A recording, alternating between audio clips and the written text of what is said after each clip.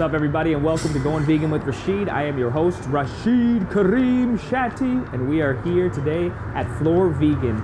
Today I'm going to be trying out a tempeh Tuno Melt. Let's see how Flore does Tuno salad.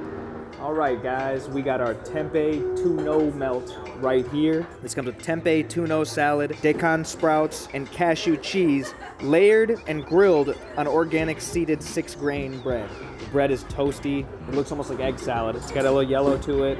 See the green sprouts throughout. It doesn't look like any tuna I've ever seen. It looks more like an egg salad sandwich. Appearance-wise, it looks strange and unusual, but let's see how it tastes.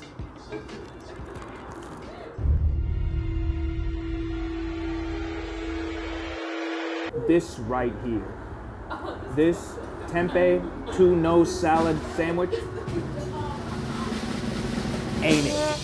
It is a 2-no for me, Chief. The sandwich tastes good, but I'll be honest, man, it tastes nothing like tuna. I see no similarity to tuna. The texture it's nothing similar to tuna. I can't say it's fire if this is supposed to be a tuna substitute. There's no tuna about this 2-no. It doesn't taste like tuna, doesn't look like tuna.